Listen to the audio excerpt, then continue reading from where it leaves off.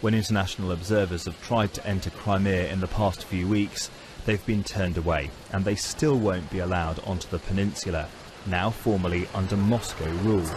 But the mission will take in 9 regions of Ukraine after Russia, which is part of the monitoring group, dropped its objections. On one front at least, East and West are agreed.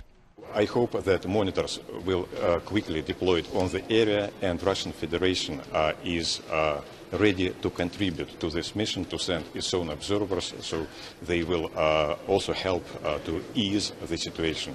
And that situation is now clearly marked out in ink. The Russian President Vladimir Putin yesterday completing his absorption of Crimea, while in another stroke of a pen, Ukraine moved closer to Europe.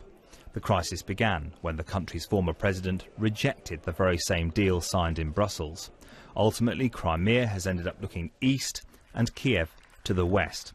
But the referendum was dismissed by Britain as a sham, and EU leaders say further sanctions are now being examined in case problems escalate. President Obama will meet them next week. We are already quite closely coordinated with our European partners. Obviously, the G7 meeting will be an opportunity to deepen and continue that coordination, even as we have the chance to talk about how we step up our collective support for the people and the government of Ukraine. The division of Ukraine, described as a momentous event by President Putin, is highly contested. And as the dispute continues, the UN Secretary-General has once again called for peaceful diplomatic solutions. Simon Clemison, BBC News.